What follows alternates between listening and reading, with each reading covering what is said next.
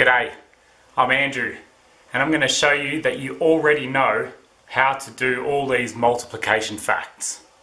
Multiplication is just a faster way of doing addition.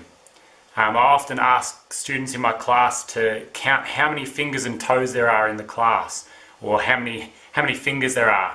And some of the kids might count up one by one and realise they've got 10.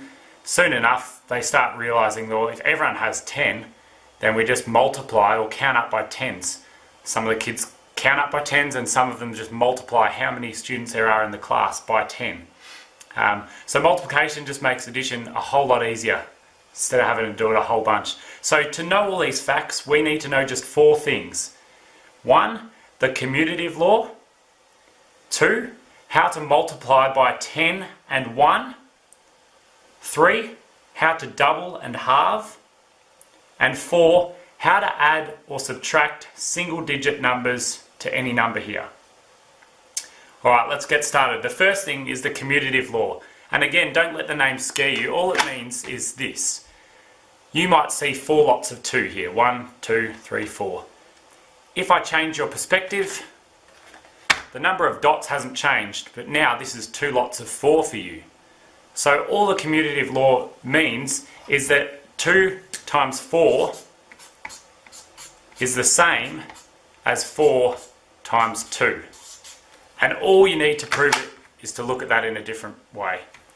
So that's the commutative law. What that helps us with is this. I'll just go through and make a pattern here so I can show you. So we need all of these numbers. These are the square numbers. We're just covering them for the moment. On this multiplication grid, we just did 4 times 2 before with the dots. 4 times 2 is 8. But we know with the commutative law that 2 times 4, which is this fact here, is also 8. So if we know this fact, by default we know the other one because we know it's exactly the same. And just like the addition grid, this side, this triangle here, is a reflection of this triangle here. Everywhere we put a number, so let's say I put my number on 32, this is 8 lots of 4. If I go to 4 lots of 8, there'll be a 32 there as well. And this is perfectly reflected in that side. There's a 35 next to them both, there's a 40 next to that one, 40 next to that one. It is a perfect reflection of one another, so we can cover all the facts at the bottom here because they're repeated up the top. So I'll go ahead and do that, just hold tight.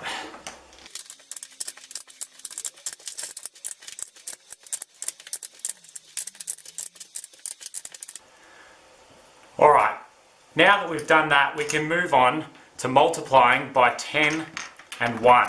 So I'll get rid of the square numbers as well, and then I'll put these yellow tiles on the facts where you can either multiply by 10 or by 1. So we know all the 1 times tables. 1 times 1 is 1, 1 times 2 is 2, etc, etc. So I'll cover all those ones.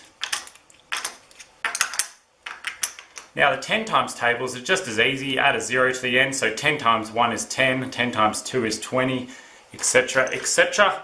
So we know all of those, and it makes a little L shape for me. For you it will look like the number 7. We know all those facts. If we know the next lot of facts, to double and halve. Doubling is just doing the 2 times tables. So we know how to do them. 2 times 2 is 4, 3 times 2 is 6, or we can look at the 6 and go, what's double 6? 12. So we can cover all of those ones as well, all the 2 times tables.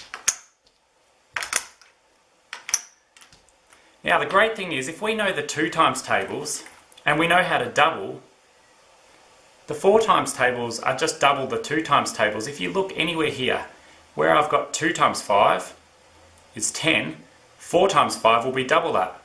And so this is a secondary fact. We can figure this one out by knowing this one. So 2 times 5 is 10. So 5 times 4 is 20. These are double. 12, 24, 14, 28, 16, 32. And since we know 4 is double 2, we know how to do it because we know how to double and halve. So that's that fact covered. Remember, like the addition example, we're finding a street we know how to go down, which is this one. We know where that leads to, and we're using it to find something we might not know so much about. but we know that now. And if we know 4, the 4's times tables, we also know the 8's, because the 8's are double 4. And if you look here, 36, double that is 72. 32, double 32 is 64.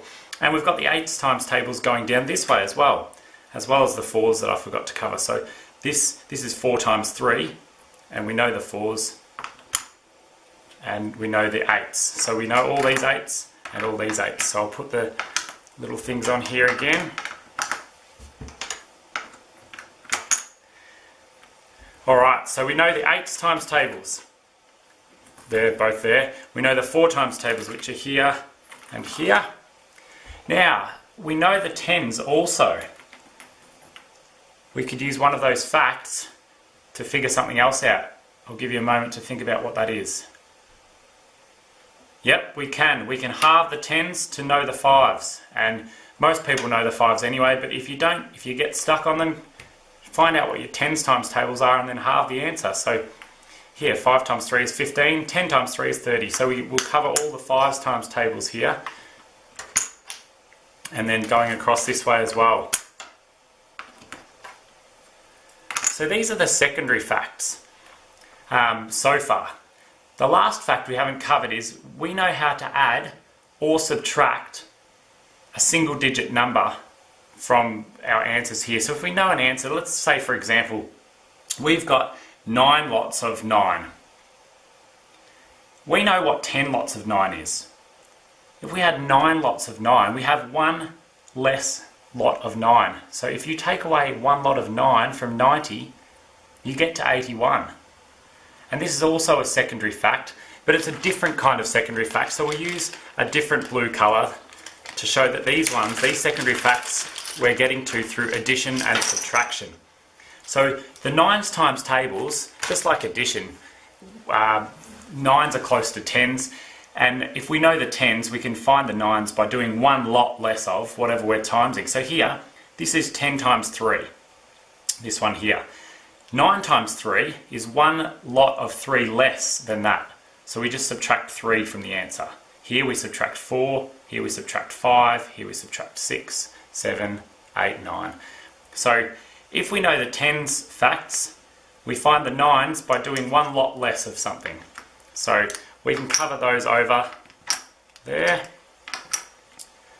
And then we can use these facts here. 3 times something is close to 2 times something. So if we know 2 lots of 3 is 6, we need to add 1 more lot of 3. So we need to plus 3 to each of these answers. So here we've got 3 times 2 is 6, so 3 lots of 3 is 9. This one we need to plus 6 because we've got 1 more lot of 6. So 2 6's are 12. That means 3 6's is 6 more than that. Here we need a plus 7. 2 lots of 7 is 14. So 3 lots of 7, we just need to add 7. So that's 21. So all of these have something nearby that we can use. This one, 7 times 7 is 49. We know that 8 times 7 is 56. We can then use that in conjunction with this one here and cover over that. So we're taking, instead of doing 8 lots of 7, we're taking 1 lot away, 1 lot of 7 away. So take 7 from here. If you take 6, you get back to 50, and then take another 1, you get to 49. So we can know what 7 times 7 is because we know what 7 times 8 is.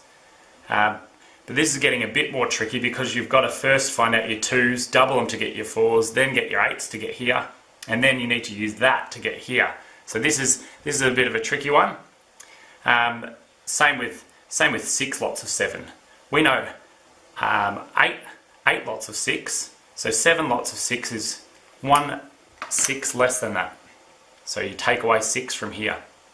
And then finally, we know 5 times 6 is 30. So 6 times 6 is 1 more lot of 6. So we can add 6 to that answer, and that gets us to 36. So these 3 are probably the hardest 3. So if you can commit them to memory, then you don't have to worry about going down these different tracks to find them. Otherwise, we've just proved that you know all the multiplication facts from 1 times tables all the way through to 10's.